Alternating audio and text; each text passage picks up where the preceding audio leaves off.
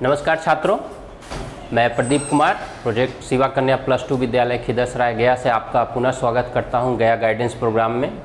आज हम लोग इतिहास कक्षा 11 की अंतिम चैप्टर जिसका नाम है आधुनिकीकरण के रास्ते, इसका अंतिम भाग यानी भाग 1 हमने पहले पढ़ा दिया है, भाग 2 पढ़ने वाले हैं जिसमें हम लोग चीन के बारे में जानेंगे। भाग 1 में हमने आपको जापान के बारे में बताया था, किस प्रकार जापान ने अपने आप को ब्रिटेन और अन्य यूरोपीय देशों से स्वयं को बचाया और आधुनिक बना, और आगे चलकर आज हम लोग जानते हैं जापान कितना आधुनिक राष्ट्र है। उसकी पृष्ठभूमि के बारे में हमने बताया था। आज हम चीन के बारे में चर्चा करेंगे, और इसमें हम लोग कुछ बातों को निश्चित रूप से अध्ययन करेंगे और सीखेंगे। पहली बात है कि चीन में गणतंत्र की स्थापना किस प्रकार हुई, इसमें आगे हम लोग सीखेंगे चीनी साम्यवादी दल के उदय के बारे में। और यही चीनी साम्यवादी दल आज तक चीन में, यानी जिसे कम्युनिस्ट पार्टी ऑफ चाइना भी कहते हैं, चीन में शासन कर रहा है आधुनिक काल तक। नए जनवाद की स्थापना 1949 से 1965 के बीच हम पढ़ेंगे, जिसमें माओ त्सुंग के बारे में हम लोग जानेंगे। और दर्शनों का टकराव, उस समय माओ ने जो भी दर्शन या जो भी नीतियां अपनाई चीन के विकास के लिए, उसका विरोध भी हुआ और दर्शनों का टकराव भी हुआ, उसके बारे में जानेंगे। 1978 में चीन में क्या क्या सुधार हुए, और ताइवान का किस्सा, चीन का ही एक अंग माना जाता है ताइवान, जो 1894-95 ईस्वी में जब चीन जापान युद्ध हुआ था, उस समय जापान को चीन द्वारा यह हारने के बाद ताइवान हिस्सा देना पड़ा था। और अंतिम हमारा बिंदु है आधुनिकीकरण के 2 मार्ग, एक चीन ने अपनाया था और एक जापान ने अपनाया था, उसके बारे में संक्षेप में चर्चा करेंगे। तो आइए हम लोग चलते हैं चीन के पास। चीन की पृष्ठभूमि मैं थोड़ा सा आपको बता दूं। 17वीं शताब्दी में वहाँ छिंग राजवंश की स्थापना हुई थी, जिसे मंचू राजवंश भी कहते हैं। इसलिए कहते हैं कि मंचूरिया के लोगों ने इस राजवंश की स्थापना की थी, इसलिए मंचू राजवंश या छिंग राजवंश कहते हैं।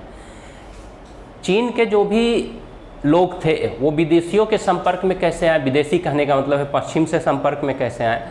तो पश्चिम के संपर्क में आए वो 15वीं-16वीं शताब्दी में, जब जेसुइट मिशन चीन आया, या यूँ कहें कि ईसाई धर्म के लोग अपना प्रचार प्रसार करने के लिए चीन आए, और यहीं से चीन विदेशियों के संपर्क में आए। विदेशियों के ज्ञान विज्ञान के बारे में उन्होंने जाना, और धीरे धीरे शुरुआत में तो जेसुइट मिशन का कोई प्रभाव देखने को नहीं मिला, परंतु बाद में जब वहाँ इंग्लैंड आया और फ्रांस आए, अन्य देश आए, तो इसका प्रभाव देखने को मिला। वह किस प्रकार मिला? वह इस प्रकार मिला कि चीन शुरू से ही व्यापार के क्षेत्र में प्लस पॉइंट यानी कि अग्रणी रहा है। विदेशी व्यापार में अग्रणी क्यों रहा है? अग्रणी इसलिए रहा है क्योंकि चीन अपने यहाँ से वस्तुओं का निर्यात अधिक करता है और आयात कम करता है। आपने इकोनॉमिक्स में व्यापार संतुलन के बारे में पढ़ा होगा कि व्यापार संतुलन क्या है, कि जब आयात निर्यात बराबर रहता है तो व्यापार संतुलन की स्थिति आती है।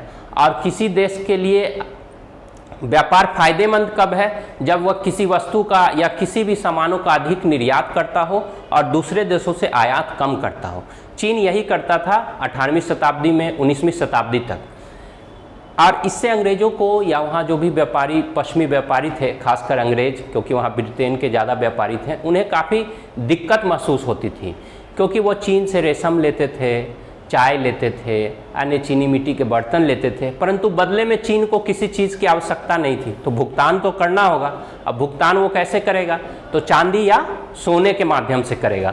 तो इसलिए चीन में सोना और चांदी अधिक मात्रा में आ जाता था व्यापार के माध्यम से। यही हाल भारत का भी था। जब आप 12th में भारत का इतिहास पढ़ेंगे और वहाँ अंग्रेज़ों का व्यापार देखेंगे या पश्चिमी देशों का व्यापार देखेंगे, तो उसमें भी आप देखेंगे कि भारत से काली मिर्च, मसाले, ये सब ब्रिटेन के लोग या अन्य लोग ले जाते थे, परंतु भारत को भी वो भुगतान नगद में करते थे, चाहे सोना में हो या चांदी में हो।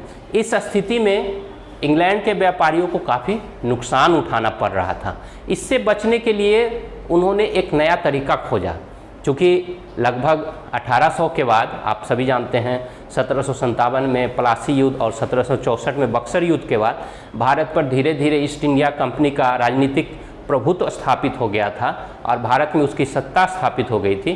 तो 1800 ईस्वी के बाद भारत में एक प्रमुख पौधा था जिसे आप लोग अफीम के नाम से जानते हैं। मादक पौधा होता है, नशीला पौधा, कम मात्रा में सेवन किया जाए तो वह दवाई का काम करेगा और उसकी लत पड़ जाए तो आप नशे का शिकार हो जाते हैं। तो अफीम को धीरे धीरे चीन में ले जाना इंग्लैंड के व्यापारियों ने, ब्रिटेन के व्यापारियों ने शुरू किया और शुरू में इन्होंने बहुत छोटे छोटे मात्रा में वहाँ के लोगों को मुफ्त में देकर इसका आदी बनाया। और जब वो इसके आदी हो गए, या तस्करी के माध्यम से जाता था, ऐसा नहीं था कि मंचू सरकार ने इसकी इजाज़त दी थी, मंचू राजवंश ने इसकी इजाज़त नहीं दी थी, परंतु अंग्रेज़ों को अपने व्यापार में लाभ प्राप्त करने के लिए इस तरह का कार्य उन्होंने शुरू कर दिया। और जब वहाँ के लोग अफीम के आदी हो गए तो उन लोगों ने उनसे अफीम के बदले नगद भुगतान लेना शुरू किया। नगद भुगतान के रूप में उन्हें चांदी के रुपये प्राप्त हुए और इन्हीं रुपयों के माध्यम से वह पुनः चीन में व्यापार करने लगे। यानी कि जो पैसे की समस्या जो ब्रिटेन से आ रही थी, अब अफीम के व्यापार के माध्यम से इंग्लैंड के व्यापारियों ने चीन से ही पैसा उठाकर वहीं के व्यापार में लगाना शुरू कर दिया।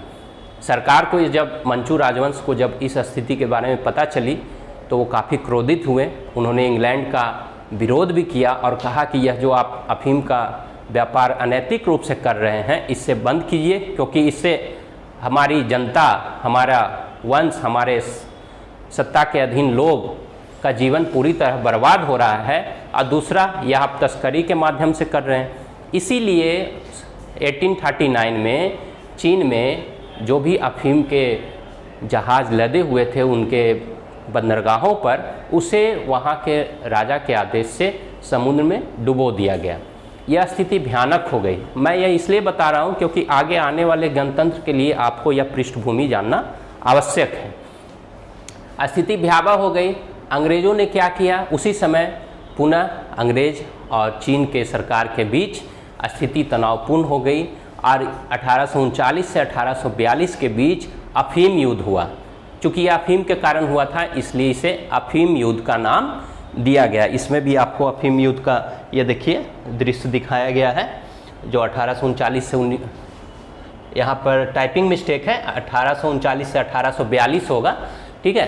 तो यह अफीम युद्ध हुआ था, ठीक है। इसमें चूँकि अंग्रेज़ लोग या पश्चिम के लोग समुद्र में काफ़ी ताकतवर थे, इसलिए चीनियों को अंततः हार का सामना करना पड़ा और हार के कारण इन्हें युद्ध में हार जाने के रूप में काफ़ी बड़ी रकम देनी पड़ी अपने इंग्लैंड को। साथ ही हांगकांग का क्षेत्र पूरी तरह से इंग्लैंड को सौंप देना पड़ा।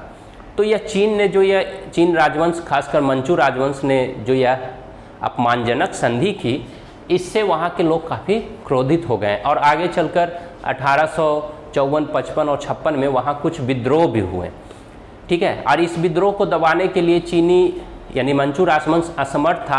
पुनः उसने फ्रांस और इंग्लैंड से मदद मांगी। इसी बीच एक दूसरा अफीम युद्ध हुआ जिसका यहाँ जिक्र नहीं है, परंतु आपको जानना आवश्यक है। वो 1856 से 1860 के बीच हुआ।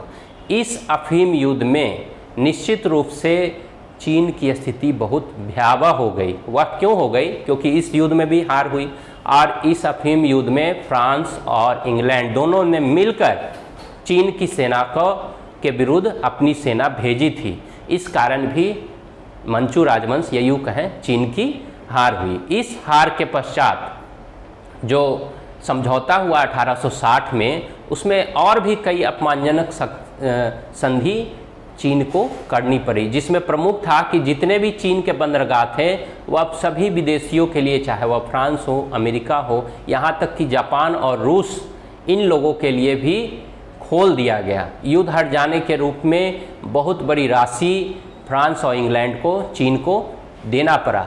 एक और घटना इसमें यह हुई कि इस अफीम युद्ध के कारण कहा जाता है कि पूरे यूरोप के देशों ने चीन को खरबूजे की तरह या तरबूजे की तरह आपस में बांट लिया। यानी कुछ क्षेत्र फ्रांस ने ले लिया, कुछ क्षेत्र इंग्लैंड ने ले लिया। लेने का मतलब है कि व्यापारिक दृष्टिकोण से वहाँ कब्जा कर लिया और राजनीतिक रूप से भी वहाँ कब्जा कर लिया और वहाँ से कि सारी व्यवस्थाओं पर इनका अधिकार हो गया।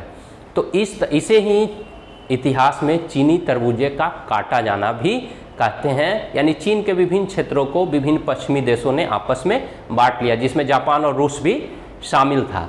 तो इस प्रकार चीन में विदेशियों का आगमन हुआ, पूरी तरह से आगमन हुआ, और वहाँ का जो सम्राट था, मंचू वंश का शासक था या छिंग वंश कहें, दोनों एक ही बात है, वह मूक दर्शक बना रहा।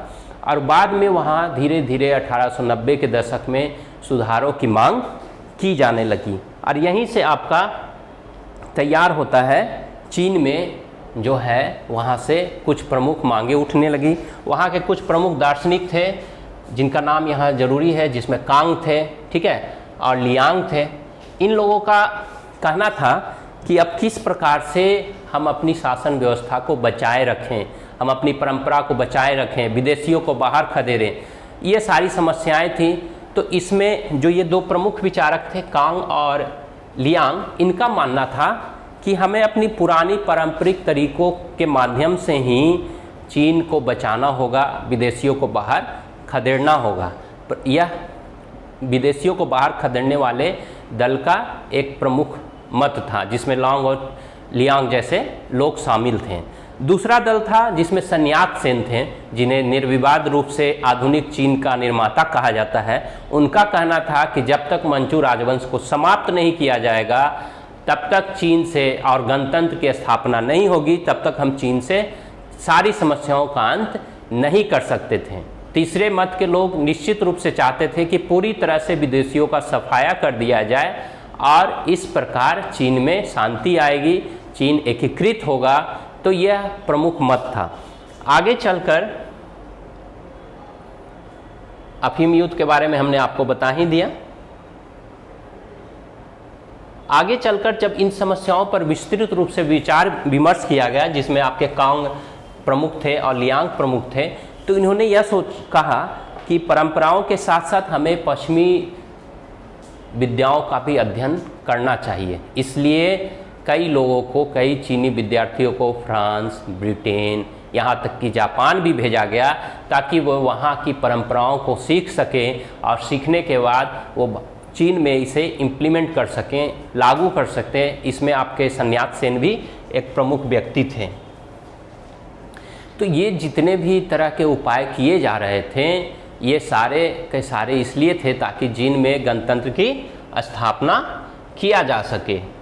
इसके अलावा वहाँ कुछ और विचारक, जिसमें कांग थे, उन्होंने 1903 में लिखा था कि खासकर वो लोग देख भी रहे थे किस प्रकार भारत ब्रिटेन का उपनिवेश बन गया। उन्होंने यह बताया कि भारत ब्रिटेन का उपनिवेश नहीं बना है, बल्कि एक कंपनी का उपनिवेश बना है, जिसे ब्रिटिश ईस्ट इंडिया कंपनी कहा जाता है। उसी ने भारत को उपनिवेश बनाया है। साथ ही भारत को उपनिवेश बनाने में भारतीयों का ही अधिक योगदान है उसमें, क्योंकि जब चीन और ब्रिटेन के बीच युद्ध हुआ, उसमें भारतीय सैनिकों की सहायता ली थी ब्रिटेन ने। तो उनका कहना था कि भारत को उपनिवेश बनाने में भारतीयों का ही अधिकांश हाथ है। इसलिए चीन में राष्ट्रवाद का उदय होना चाहिए, देश प्रेम का उदय होना चाहिए, और सांस्कृतिक परंपराओं का पुनः उदय होना चाहिए। जो प्राचीन कन्फ्यूशियस के सिद्धांत हैं, जो नैतिकता पर आधारित है, सात्विकता पर आधारित है, सत्य पर आधारित है, उसे पुनः स्थापित किया जाना चाहिए, ताकि चीन जो उपनिवेश बनने की स्थिति में है वह खत्म हो सके। तो इस प्रकार उन लोगों ने जो है पश्चिमी विचारों से काफ़ी सीखा, और अंततः वहाँ गणतंत्र की स्थापना की गई।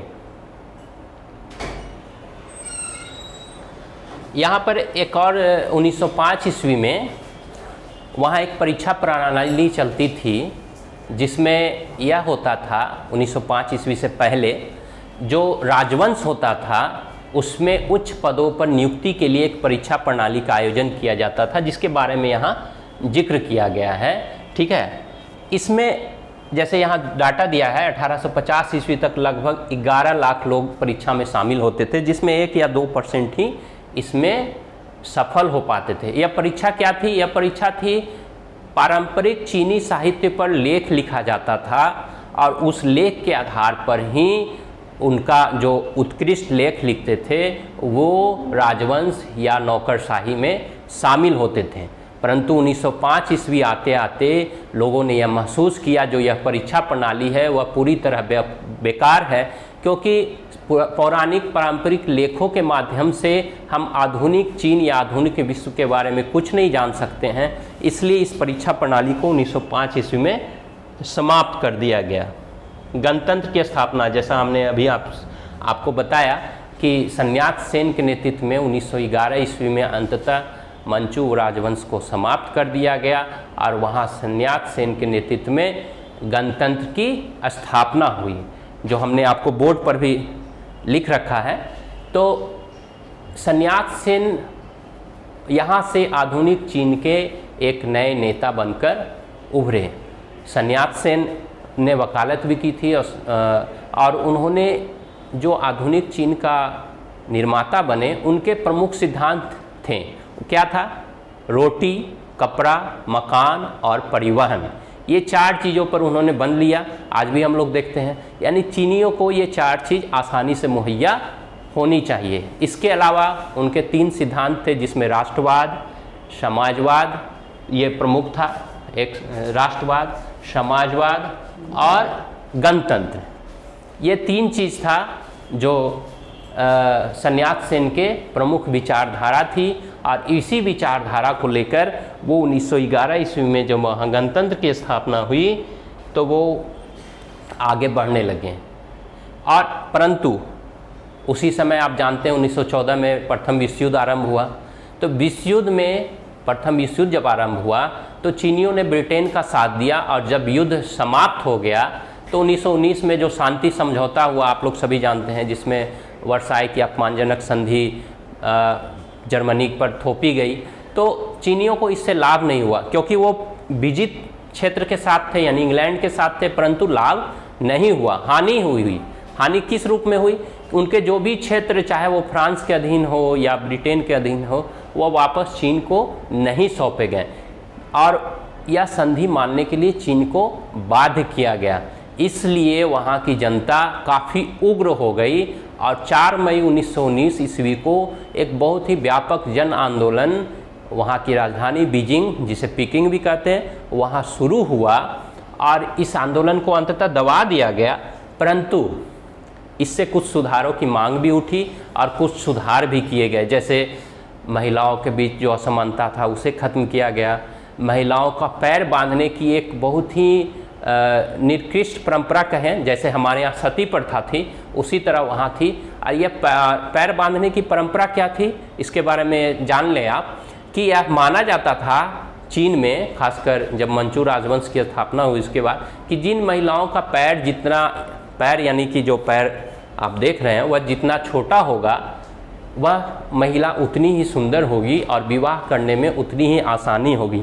तो इसके लिए क्या करते थे, जब बच्ची 4 या 5 साल की उम्र की होती थी तो उनके पैरों को, मान लिया जाए ये पैर है, उनके पैरों को इस प्रकार बांध दिया जाता था, ठीक है। और चूँकि 5 वर्ष की उम्र में हड्डियां बहुत कोमल होती हैं, उसे आप जिस साँचा में चाहेंगे ढाल सकते हैं, इस प्रकार बांध दिया जाता था।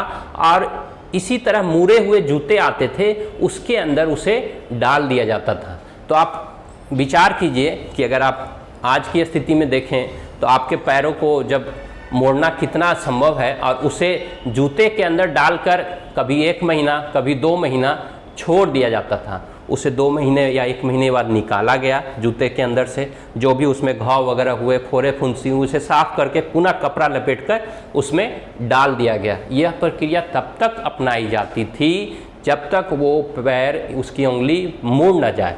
तो आप समझ सकते हैं कितना कष्टप्रद रहा होगा।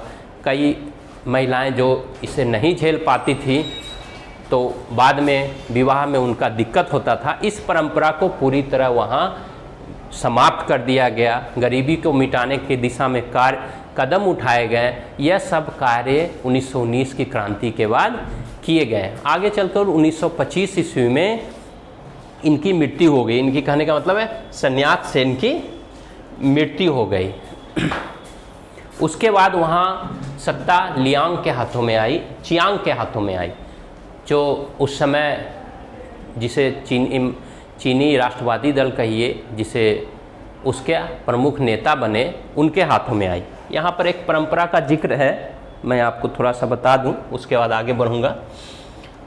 ये एक व्यक्ति है जो रिक्शा खींचता है। आपने अब तो बहुत कम दिखता है, परंतु भारत में भी कलकत्ता के क्षेत्रों में जो अब पूरी तरह समाप्त हो गई है, हाथ से रिक्शा खींचने की परंपरा थी, जिसके बारे में विदेशी ने लिखा है कि या तो एक व्यक्ति या फिर कई 5-6 व्यक्ति मिलकर रिक्शे को खींचा करते थे। उसमें या तो आदमी होता था या फिर सामान यानी व्यापार का सामान होता था, जिसे अमेरिका या इंग्लैंड में एक ट्रम या एक घोड़ा गाड़ी खींचता है, उसे यहाँ के लोग चाहे वह 4-5 की संख्या में हो या 10-20 की संख्या में हो मिलकर खींचते थे।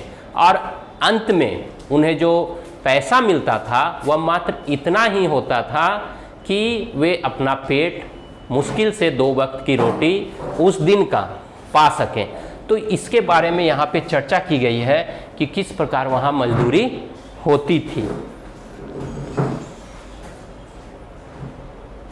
साथ ही यहाँ पर आपको बढ़ती हुई कीमतों पर भी प्रकाश डाला गया है, जो आगे आप लोग जानेंगे। जैसे 1937 में मान लीजिए कि 1 रुपया की हम बात करते हैं। 1937 में अगर चीन में 1 रुपया में 1 जोड़ा बैल खरीद सकते थे, तो आगे चलकर महंगाई कितनी तेजी से बढ़ी वह आप देखिए।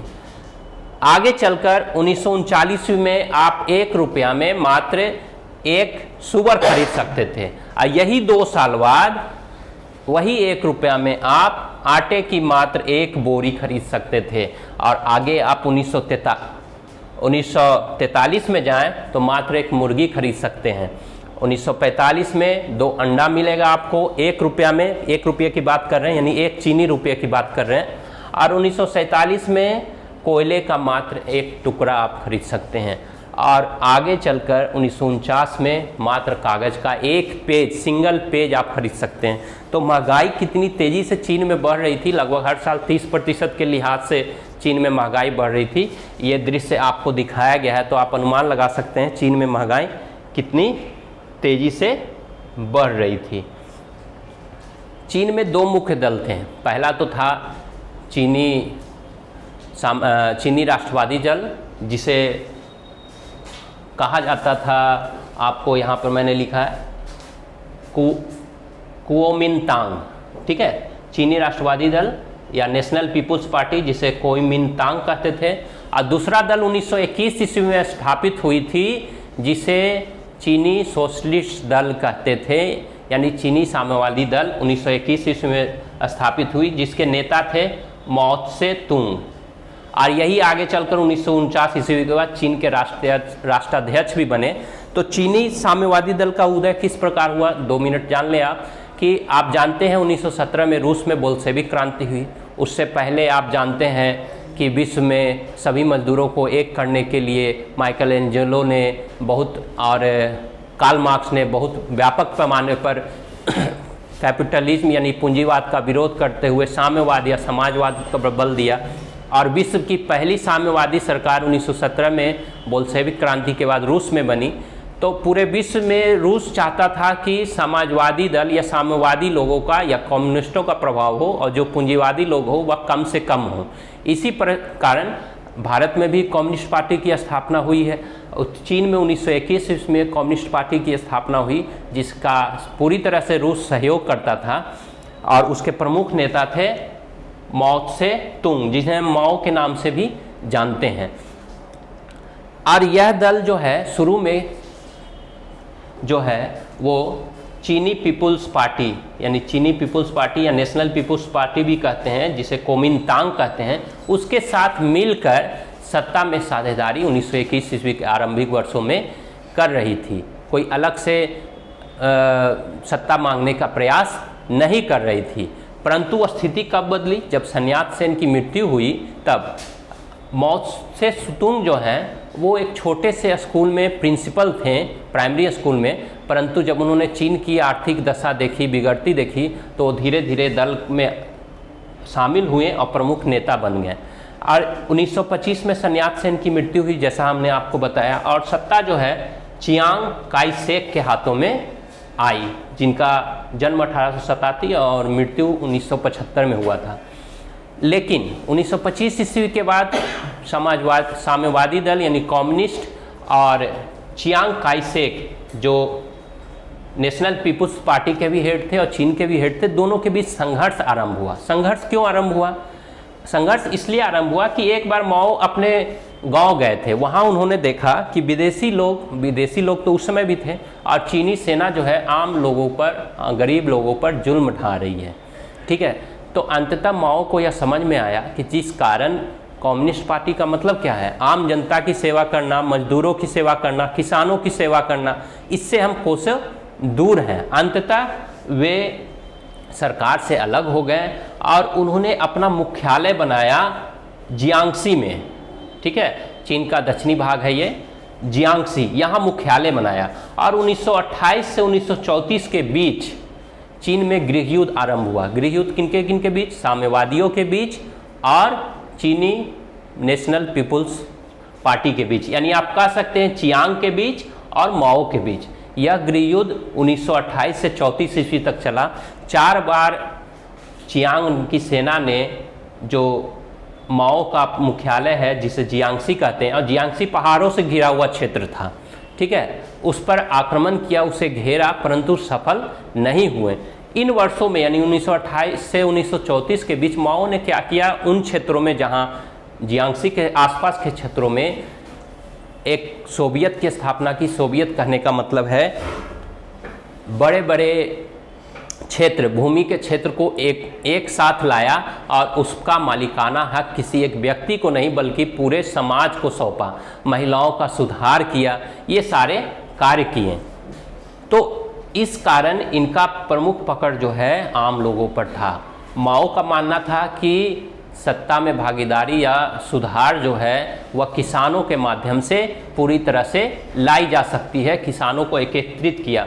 1934 ईस्वी तक चूँकि काफ़ी संघर्ष किया माओ के बीच और चियांग के बीच काफ़ी संघर्ष हुआ, परंतु इस संघर्ष में चियांग यानी कि कोमिंतांग जो उस समय चीन में सत्ता दल था उसकी विजय नहीं हुई, परंतु अंततः चियांग ने पूरे जियांगसी घाटी को घेर लिया। 5वां जब उसने आक्रमण किया, पूरे जियांगसी घाटी को चारों तरफ से घेर लिया। स्थिति ऐसी आ गई कि रसद की आपूर्ति भी पूरी तरह बंद हो गई। ऐसी स्थिति में लोगों ने, जो माओ के अन्य नेता थे या यूँ कहें कि कम्युनिस्ट दल के अन्य नेता थे, माओ के नेतृत्व पर सवाल पैदा किए और उन्हें एक समय ऐसा भी आया 1934 ईस्वी के आसपास कि उन्हें चीन की जो कम्युनिस्ट पार्टी थी उसके अध्यक्ष पद से हटा दिया गया, दूसरे व्यक्तियों को बैठाया गया। और इसी तरह लोगों ने यह सोचा, यानी सोशलिस्ट पार्टी ने यह विचार ही चल रहा था किस प्रकार घेरेबंदी को तोड़ा जाए। तो उसी विचार में माओ ने कहा कि अब तो करने या मरने की स्थिति है, या तो आप सेना के हाथों मारे जाएं, चियांग की सेना के हाथों मारे जाएं, या फिर उसे तोड़ते हुए आगे बढ़ें।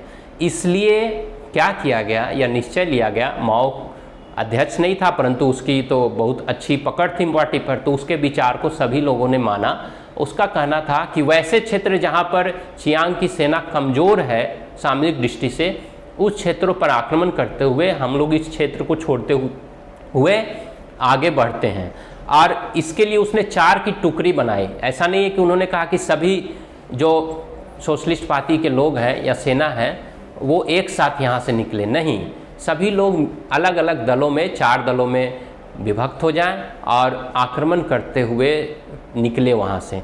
यही किया गया और अंततः 1934 से 1935 के बीच लॉन्ग मार्च, इसे लॉन्ग मार्च के नाम से जाना जाता है, लॉन्ग मार्च किया गया जो लगभग 6000 मील का था और अंततः वह येनान प्रांत में जाकर ख़त्म हुआ, जो बीजिंग के काफ़ी नज़दीक था। लगभग 1 साल के कड़े संघर्ष के बाद, लंबी यात्रा के बाद माओ येनान प्रांत पहुँचे और उन्होंने अपना वहाँ नया दल और नई राजनीतिक व्यवस्था, नए सेना गठित किया। जब वो आम लोगों को पता चला कि माओ ने हम लोगों के लिए इतना सारा काम किया है, तो वो निश्चित रूप से चीन में एक काफ़ी प्रभावशाली नेता के रूप में उभरे।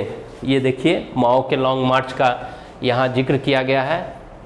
ये जियांगसी का क्षेत्र है, यहाँ से वो इन क्षेत्रों से होते हुए, या पूरा पहाड़ से घिरा हुआ क्षेत्र है, इन क्षेत्रों से होते हुए इस तरह से रुकते हुए वो यहाँ पहुँचे येनान प्रांत में, जो देखिए आपका राजधानी से, ये राजधानी है चीन की, उससे ज़्यादा दूर नहीं है। और यह लगभग 6000 मील का रास्ता है, जिसमें कई पहाड़ आते हैं, कई नदियाँ आती हैं, साथ में इन्हें अपनी सत्ताधारी दल की सेना का भी सामना करना पड़ा।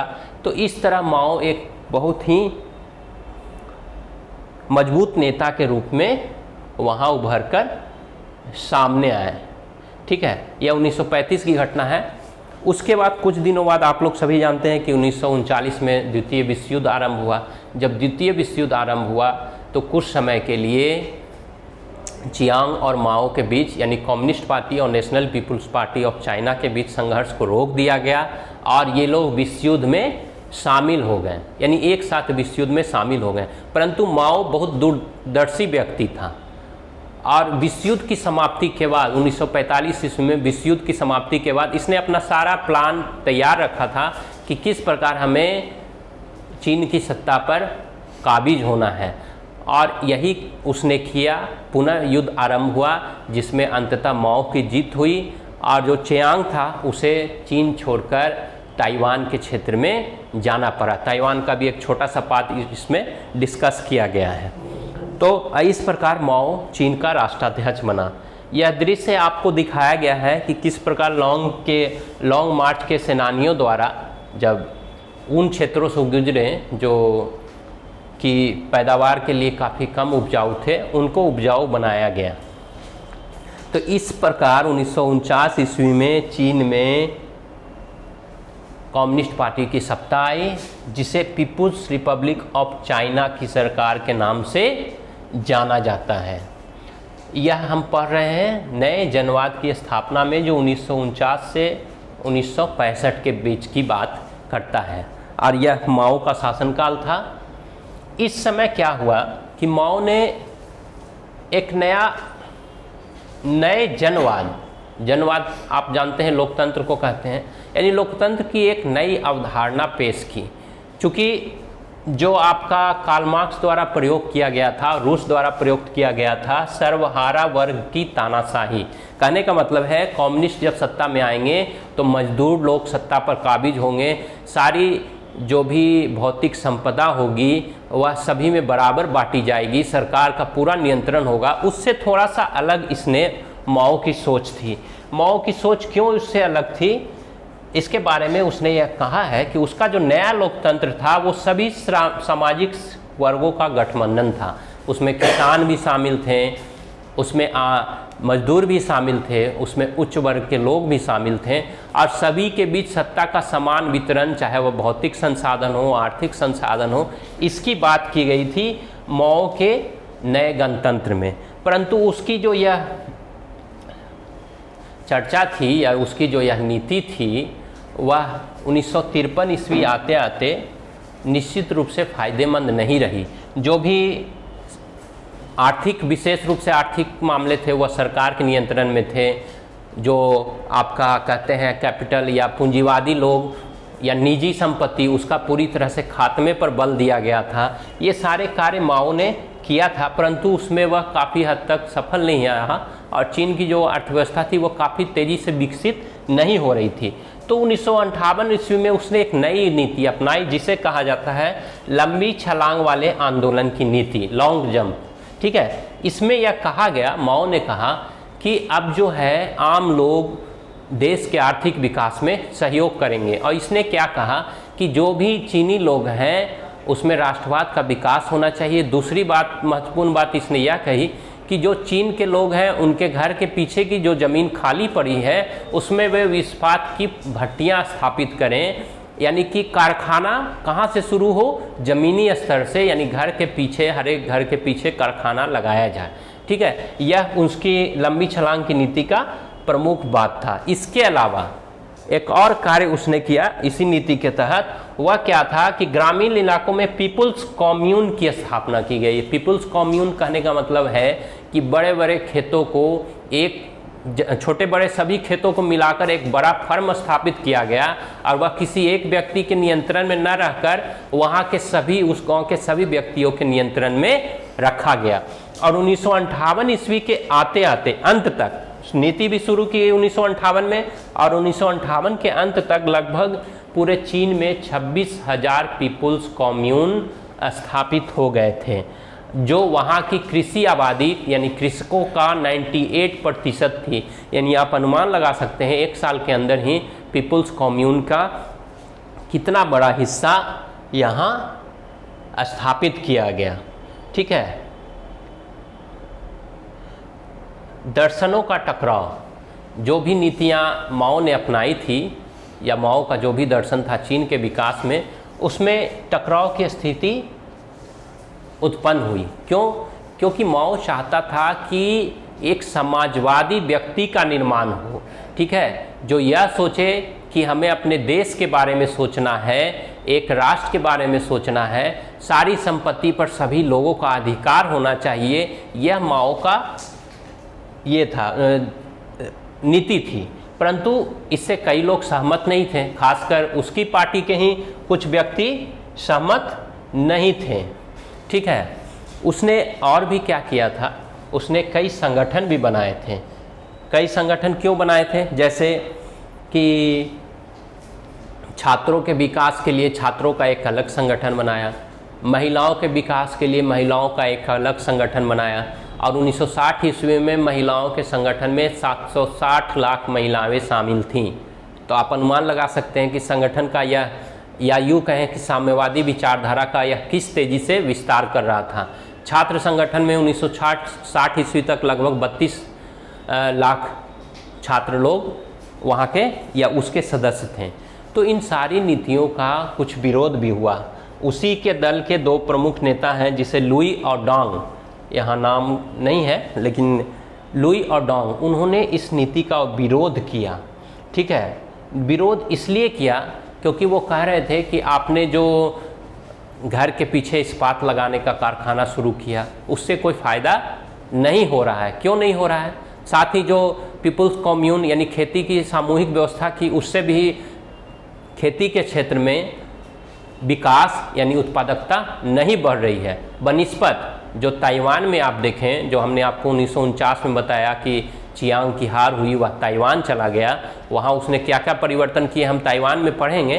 परंतु 1960-65 के बीच देखा जाए तो ताइवान में काफ़ी तेज़ी से कृषि उत्पादकता बढ़ी थी। 1949 से 1965 के बीच कितना साल का अंतर है? मात्र 16 साल का। लेकिन चीन में नहीं बढ़ रही थी, तो इसकी नीति की आलोचना की गई। ठीक है। और परंतु इन सभी विचारों को माओ द्वारा दबा दिया गया। वहाँ के उसने छात्र सेना और पेशेवर सेना के मदद से यह जो है जो टकराव हो रहा था उसे दबा दिया गया। 1978 से शुरू होने वाले सुधार। माओ की मृत्यु हो गई 1900 डेट ईयर ध्यान में नहीं आ रहा है, लेकिन लगभग 1975 से 77 के बीच इसकी मृत्यु हो गई। और उसके बाद जब उनकी मृत्यु के बाद पुनः तेजी जो बाकी चीज़ें थी, नीतियाँ, उसमें कुछ बदलाव लाए गए और उसी बदलाव से वहाँ सुधार भी हुए। जैसे 1978 में पार्टी ने आधुनिकीकरण के अपने 4 सूत्री लक्ष्यों की योजना बनाई। ठीक है। वो 4 सूत्री लक्ष्य क्या थे? पहला था विज्ञान, दूसरा था उद्योग, तीसरा था कृषि और चौथा था रक्षा। यानी इन 4 चीज़ों पर अब वहाँ की सरकार विशेष रूप से ध्यान दे रही थी, क्योंकि विज्ञान के बिना निश्चित रूप से चीन का विकास या किसी भी देश का विकास नहीं हो सकता। विज्ञान नहीं रहेगा तो उद्योग धंधे का आप नए नए नहीं लगा सकते हैं, और कृषि नहीं रहेगा तो कृषि किसी भी उद्योग की रीढ़ है, और चौथा है सेना, जिसे रक्षा भी कहते हैं। तो आपका देश ही अगर सुरक्षित नहीं रहेगा तो आप विकसित कैसे होंगे? तो इन 4 चीज़ों पर सुधार किया गया।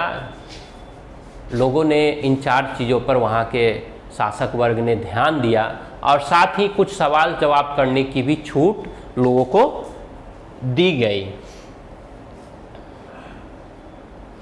उसी समय 1978 ईस्वी में हमने आपको बताया था, मई 1919 में 4 मई 1919 में जो आंदोलन हुआ था उसका जयंती मनाई गई, 60 साल पूरा हो चला था। तो उसमें भी लोगों ने काफ़ी आंदोलन किए और सरकार को सुधार करने के लिए बाध्य किए। यह चीन में 1978 ईस्वी के बाद सुधार का एक दृश्य है, जहाँ के वहाँ के लोग खुले रूप से मार्केटिंग करने के लिए निकले हैं। इसके यह दृश्य दिखाया गया है, इसके बारे में यहाँ थोड़ा डिटेल दिया गया है। यानी चीन में सुधार धीरे धीरे हो रहे थे। अब लास्ट टॉपिक है आपका, सेकंड लास्ट टॉपिक हम कहेंगे ताइवान का किस्सा। परंतु ताइवान पर चलने से पहले जो हम सुधार की बात कर रहे हैं, ठीक है, इसके बारे में मैं एक बात और बता दूं। आज भी आप चीन को देख रहे हैं, उसकी नीति कैसी है। आज भी वह निर्यात पर अधिक बल देता है, आयात पर कम बल देता है, जिससे वहाँ की सरकार काफ़ी मजबूत हो। वहाँ कम्युनिस्ट सरकार का ही शासन चलता है। लोगों जो लोकतंत्र पूरे विश्व में स्थापित है, उस तरह का लोकतंत्र वहाँ नहीं है। वहाँ अलग तरह का लोकतंत्र है, जो कम्युनिस्ट पार्टी के बातों को ही लोगों को मानना पड़ता है। तो आज चीन उसी लक्ष्य को लेकर और उसी नीति को लेकर काफ़ी तेज़ी से विकसित राष्ट्र बन चुका है, और हम लोग सभी उसके बारे में जानते हैं। ताइवान का किस्सा हमने आपको पहले बताया था कि जब 1894-95 में जापान के साथ चीन का युद्ध हुआ, हार के बाद ताइवान को चीनियों ने किसे सौंप दिया? जापान को सौंप दिया। परंतु 1949 ईस्वी में जब चियांग की हार हुई, जो 1949 ईस्वी से पहले 1925 से 1949 तक चीन का सत्ता दल का नेता था और राष्ट्राध्यक्ष था, वह जब वापस ताइवान चला गया हारने के बाद, तो वहाँ उसने कई परिवर्तन किए। उसने वहाँ तानाशाही की स्थापना की। आसपास के क्षेत्रों, यानी ताइवान के राजधानी के आसपास के क्षेत्रों से लोगों को विस्थापित कर दिया। उसका विरोध करने वाले लोगों को पूरी तरह से जान से मार दिया गया। ठीक है, यानी पूरी तरह से ताकत लगाकर उसने अपनी सत्ता जियांग ने वहाँ स्थापित की। परंतु उसने सुधार भी किए। सुधार क्या किया?